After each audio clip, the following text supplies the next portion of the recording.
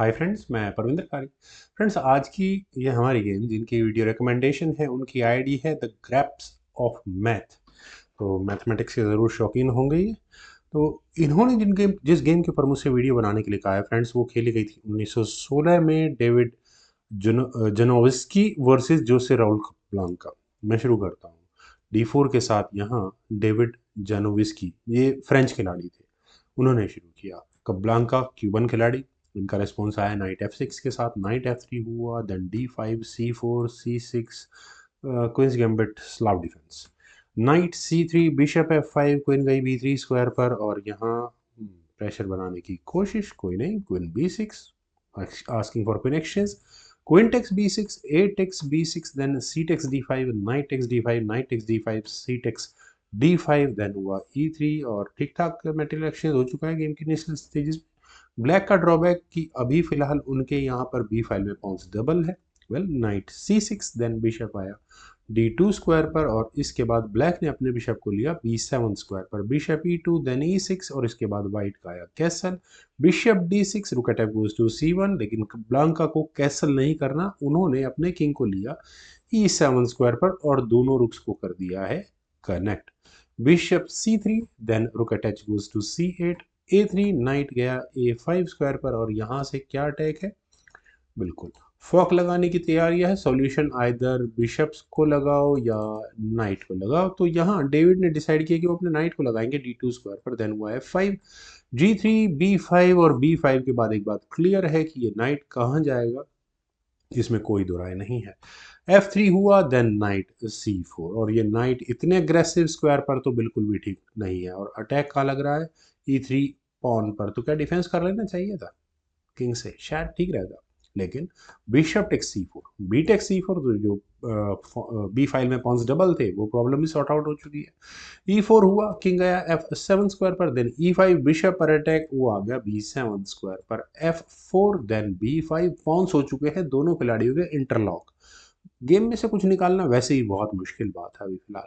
King f2, then रुक गया a4 square पर, किंग e3 और इसके बाद यहाँ कब्लांका के रुक्स की हो चुकी है बैटरी तैयार और टैक्टिक्स क्या लग सकती है क्लियर कि बी पॉन आगे पुश होगा और यहाँ पॉन को कराने की, डिफ्लेक्ट करवाने की कोशिश की जाएगी और रुक पर प्रेशर बनाने का प्रयास रहेगा। तो डेविड ने पहले ही अपने रुक को b1 स्क्वायर पर प्लेस किया। देन हुआ h6, नाइट f3, देन हुआ g5। और फ्रेंड्स, यहाँ अगर मैं इस गेम में देखूं कि जिस तरह से यहाँ कब्लांका ने क्वीन साइड पर अटैक लगाना शुरू किया है, वो तो डेविड ने बहुत अच्छे से टैकल कर लिया है। नाइट e1, देन रुक आया g8 स्क्वायर पर और मौका मिलते ही कब्लांका ने अपना पूरा अटैक यहाँ इस किंग साइड की तरफ ले जाने की कोशिश की है और ये कामयाब भी होंगे क्योंकि मैं गेम देख चुका हूँ। किंग गया f3 स्क्वायर पर, then g takes f4, g takes f4, rook attack goes to a8, then knight g2 और नाइट का g2 स्क्वायर पर आना किस लिए इंपॉर्टेंट है, क्योंकि बिशप को सही स्क्वायर चाहिए पहुंचने के लिए और वाइट की प्रॉब्लम है कि वो थोड़ा सा तो लैग कर ही रहा है। उनके रुक्स यहाँ किंग साइड पर आने में समय लेने वाले हैं, लेकिन ब्लैक के बिल्कुल नहीं लेने वाले। रुक गया g4 स्क्वायर पर, देन रुक g1, रुक eight a goes to g8 और यहाँ दोनों रुक्स पहुंच चुके हैं ब्लैक के।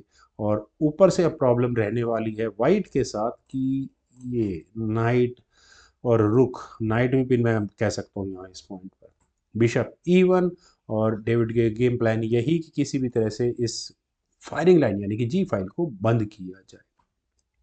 खैर b4 और फ्रेंड्स ब्लांका का एक और मैं कहूँगा यहाँ पर बेहतरीन मूव, इसे कहेंगे पॉन सेक्रीफाइस।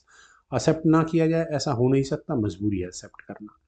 ए टेक्स b4 और फ्रेंड्स b4 होने के बाद अभी अगर आप बिशप टेक्स b4, नहीं, बिशप सेक्रीफाइस का कोई इरादा नहीं है यहाँ कप्लांका का। उन्होंने अपने बिशप दूसरे बिशप को a4 स्क्वायर पर प्लेस किया और यहाँ से बिशप बिल्कुल रुख पर अटैक बनाने के साथ साथ किंग हंट में भी शामिल हो सकता है, यानी कि g2 स्क्वायर पर वाइट को प्रॉब्लम्स होने वाली है। तो इस पॉइंट पर वाइट के लिए बेस्ट सोल्यूशन है कि वो अपने रुख को ले आए c1 स्क्वायर पर। लेकिन डेविड को यहाँ इस मुसीबत में भी एक अपॉर्चुनिटी नजर आई। इन्होंने अपने रुख को रखा a1 स्क्वायर पर, बिशप पर टारगेट लगाया और ये बिशप सीधा सीधा 7th रैंक में जाने के लिए बिल्कुल तैयार है, नो डाउट अबाउट इट। लेकिन बिशप c2, यहाँ कब्लांका का गेम प्लान लगना शुरू हो चुका है। बिशप g3 वाइट ने थोड़ा सा ब्रिदर लिया होगा कि कम से कम ये नाइट और रुक जो लगे हुए हैं इन पर थोड़ी शांति रहेगी, लेकिन पहले आई चेक, बिशप से किंग गया F2 स्क्वायर पर, देन हुआ H5 और अगले मूव में ये H पॉन को आगे पुश करके करने की तैयारी है और बिशप पर प्रेशर बनाने की है। आप कहेंगे कि नाइट से प्रॉब्लम सॉल्व हो जाएगी, नहीं, बिशप ऑलरेडी इस नाइट पर अटैक लगाकर बैठा हुआ है, टैक्टिक्स लगते ही यहाँ पर लगाई जाएगी। तो वाइट के लिए नाइट को पहले मूव करके यहाँ रुख पर अटैक बनाना एक सोल्यूशन हो सकता था, बेहतर भी होता शायद, मुझे ऐसा लगता है, लेकिन यहाँ पहले खेला गया रुक A7 और इस बिशप को कर दिया गया है pin, bishop takes G2, knight eliminate हुआ, रुक टेक्स G2 होने के बाद H पॉन आगे पुश हुआ है और यहाँ रुक्स की बैटरी क्या करने वाली है, वाइट के रुक को करने वाली है एलिमिनेट। तो क्या करना चाहिए फ्रेंड्स, जिस तरह की गेम बन चुकी है, अब चूंकि गेम देख चुके हैं और समझ चुके हैं कि क्या गेम प्लान है आगे दोनों खिलाड़ियों के, तो यहाँ वाइट के लिए बेस्ट है कि वो एक्शन सेक्रीफाइस दे दे, लेकिन उससे भी जान नहीं बचेगी। क्यों?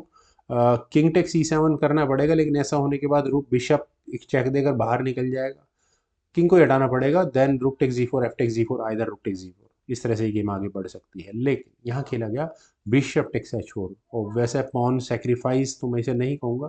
प्रेशर कहाँ बना है? प्रेशर बना है यहाँ इस E7 पॉन पर, लेकिन चेक के साथ प्रॉब्लम है, वाइट का रुक जाएगा वो भी चेक के साथ, rook takes G2 check, king गया F3 स्क्वायर पर और इसके बाद यहाँ क्या, ओके हाँ रुक को तो बचा नहीं सकते, मतलब बिशप को नहीं बचा सकते, सॉरी फॉर दैट। तो रुक टेक्स H2 की ऑप्शन को यहाँ कब ब्लैंक करने चुना, bishop takes E7, rook takes E7 का मतलब हाँ ये प्रॉब्लम हो जाती ना।